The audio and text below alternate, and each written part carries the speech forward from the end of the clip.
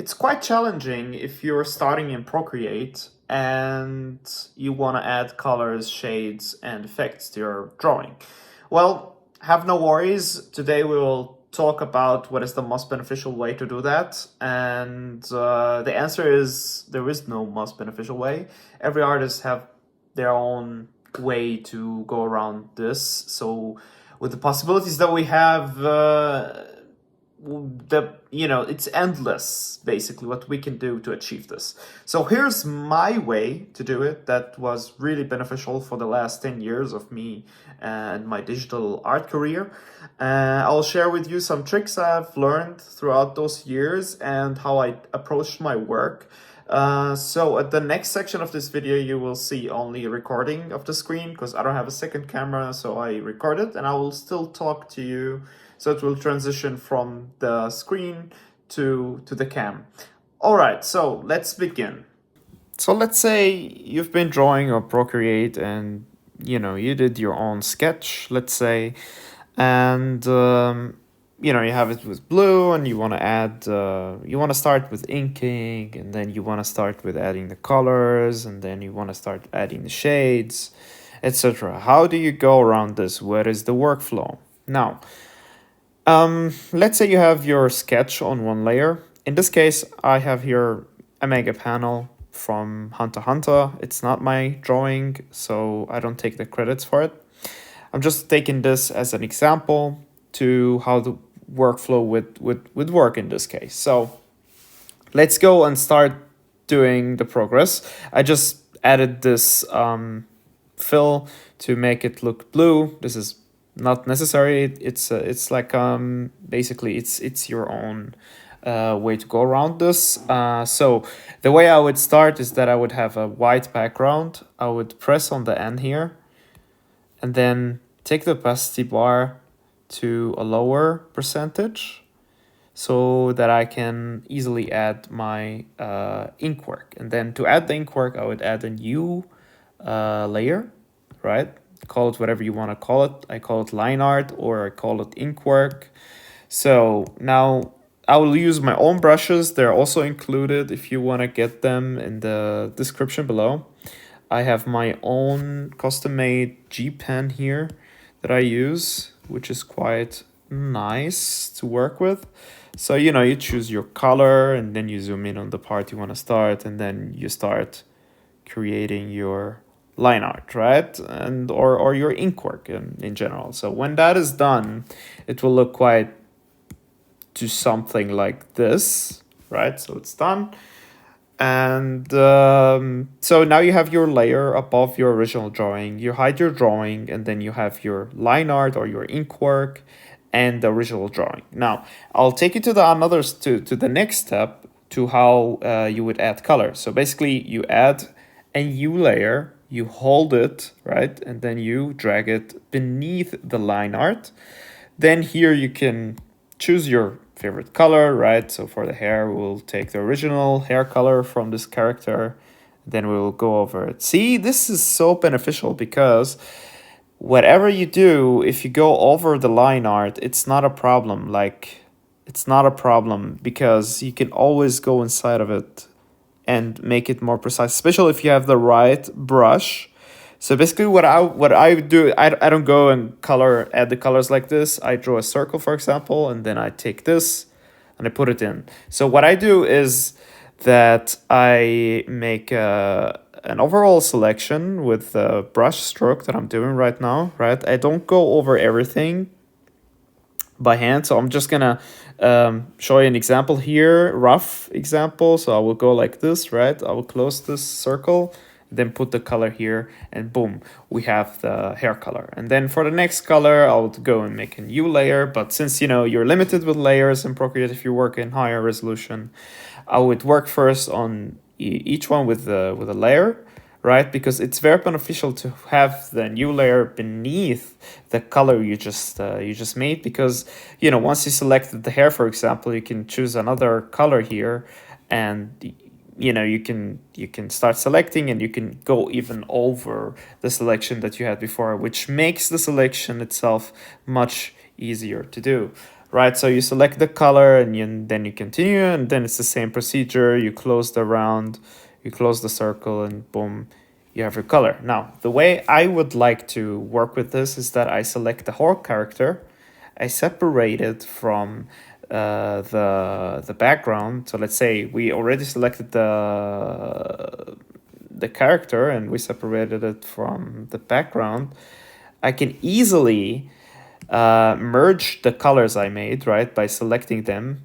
So I can select this layer by dragging it to the right, and then I select this layer again and drag it to the right. I can group them, right, and then I can click and flatten those layers. So now I have one layer with all the colors. I only do this when I'm pretty 100% sure about the colors and everything else. So I can click here, and then I can add select. And this will allow me to select the character. Now what's important is the invert option down there.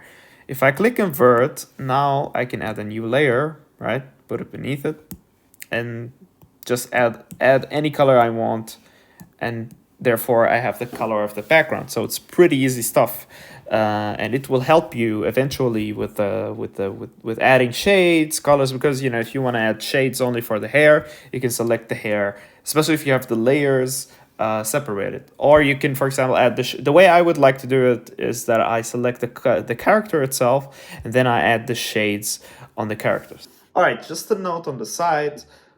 There's a couple of options you have here. So you have your sketch. Let's say you made a sketch and you want to apply an ink work, or a line art in that manner. And then you want to add your colors, and then you want to add your shades, and then you're basically free to add effects or whatever. So here we have 4 different things. So you have the sketch again. You want to apply the ink on it. So you can make a group of layers and you can draw your ink on that. So you organize your work, it's very important. And then you would add a new group or a new layer group, and then you would call it colors, and then you would add your individual colors. Always start with the smaller stuff and then go to the bigger stuff in the characters, and each color make it individual in a layer, so it's easier for you to fill it up. So basically you have the line art group that will be above everything, so imagine it here. And here you have your colors, and then you apply your shades with the multiply mode, and then you apply your highlights with the overlay mode, and then you have your line art, which is basically there. And then you can add another layer and make effects on everything, on the whole visual. All right, so that's it. Now back to the video. Okay, so here we are. You can see some changes. You can see that there's some changes on the hair color.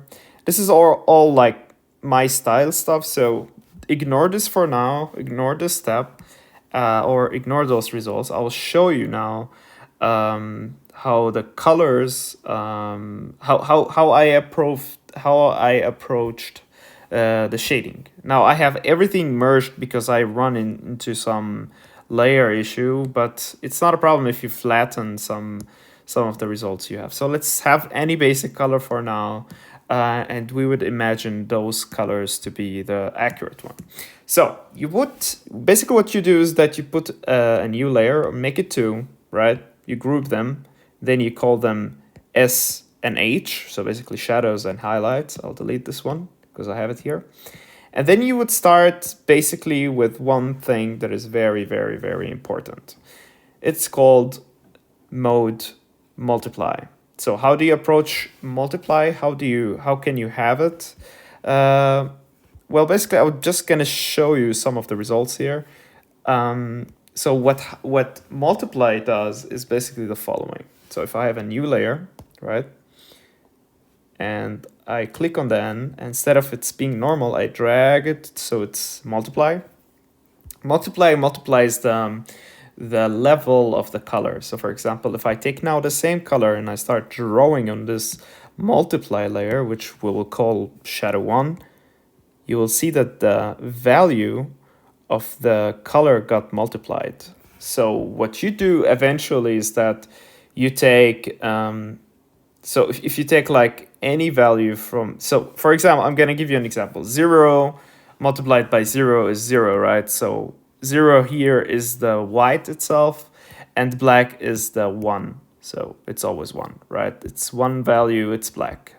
So eventually what multiply is really helpful with is that you can add colors on a sketch.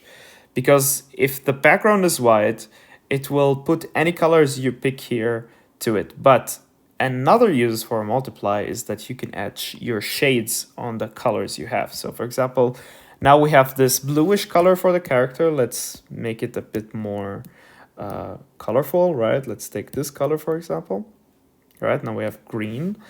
And then you would add, for example, shades that are in that range. So here the shades will be a bit lighter.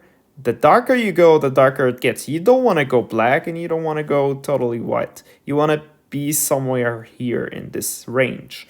And the color you take, or the more color you take, the more how do you say, the more mood you have for your shades. So for example, there's cool shades, those will be bluish, and warm shades, and those will be red or yellow, right? So let's make some cool shades, right? You would start like this, for example. You would say, okay, the light is coming, the light source is coming from a certain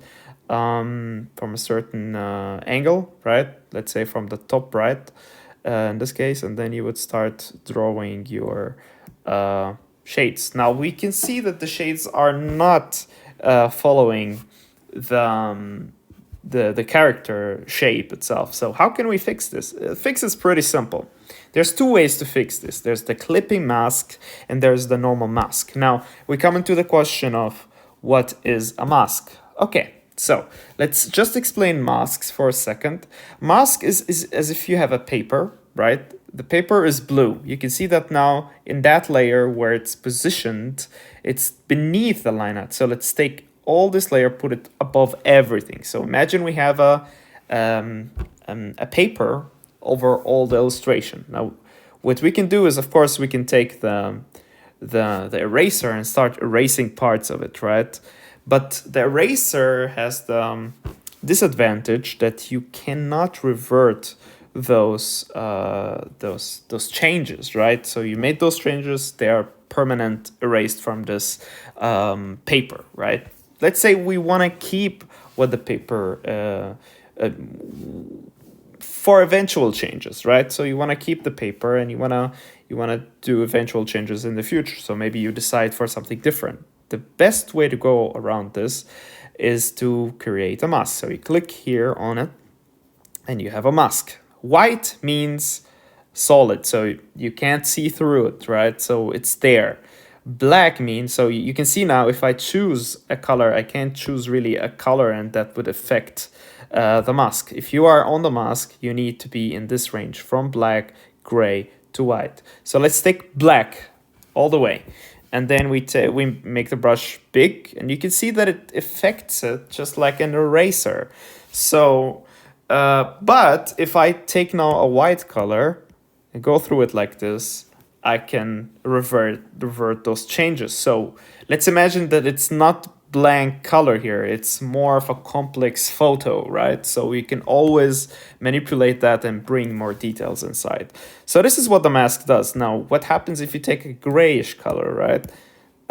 It just would affect the opacity of that mask. So let's make something a bit more advanced than this, right? So we go to the shadows we made. Oops, yeah, and we enable those. And now we take the selection of the character.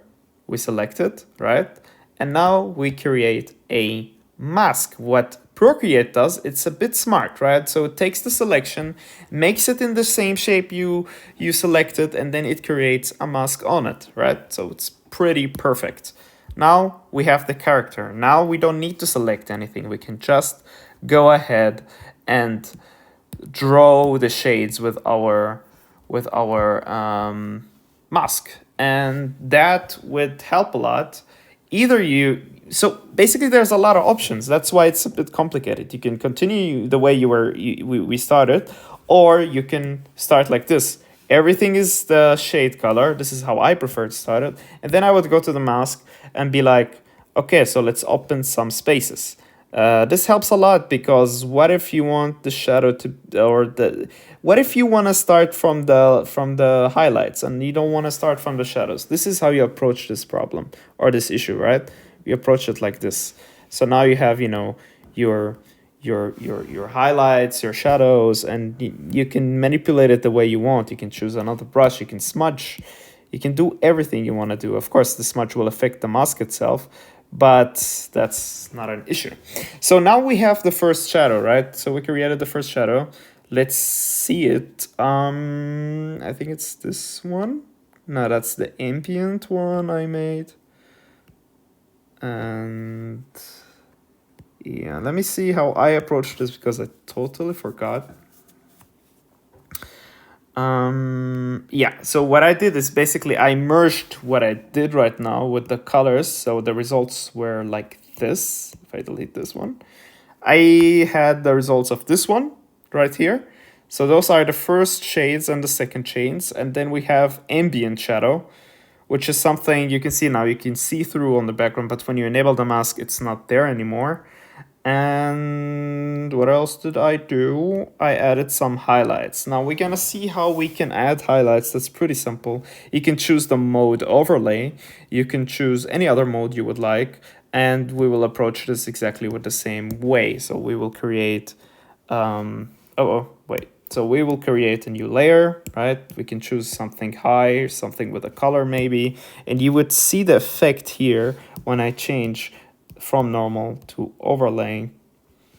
You could see it. See, you know, we have a bluish color. If I choose something with white, you would have some nice highlights here. And then I would choose, I would select the mask that I have here and then apply it on this layer, right? Then I would have everything inside and not outside. And you can see it in this example. All right, so when I delete this, I return to what I chose eventually, which is something in that direction. Here you go. Now I enabled the highlights. You can see before and after. So now I have the shades and highlights in one group. Unfortunately, in this example, I couldn't put the shades and highlights in one group, but I will show you also in other examples how that got made in other illustrations I have or in other colorings I have. In the background here, we have our solid color from Procreate itself, and then I started applying. Let me put it a bit on the side, and I started applying, you can see them here. So it's a multiply, so you can see I added some shadows or some textures. And then this is only colors on the side, you can see them as well. I used here a color, I think it's called color mode, exactly. And here I added the shades, you can see it now how extreme it gets. This mask is a relative, so don't just ignore it for now. We're gonna make the color a bit higher so we can see more details.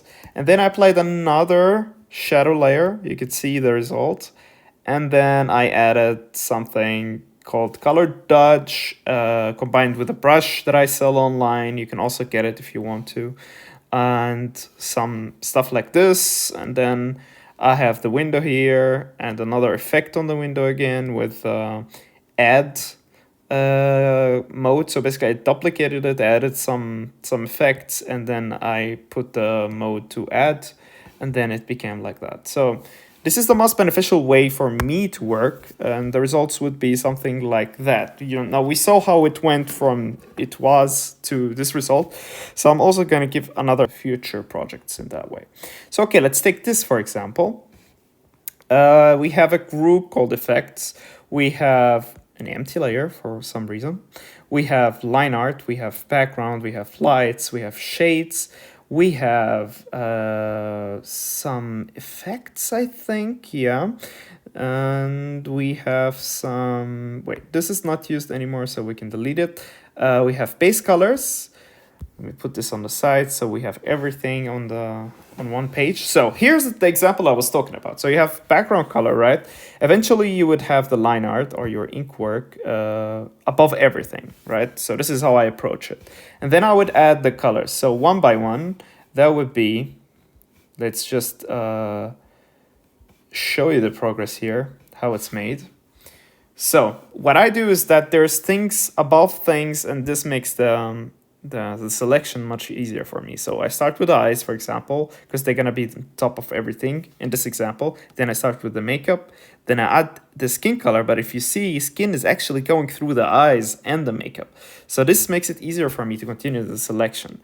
And here I have then so the mouth, and then I have the blacks of the hair, then the blacks here, and then the blacks here, and then the blacks here. Now you can see that the blacks, or the, you know, the hair is going through the line art. That's because I started eventually with the background in mind. So what I've done is basically the following.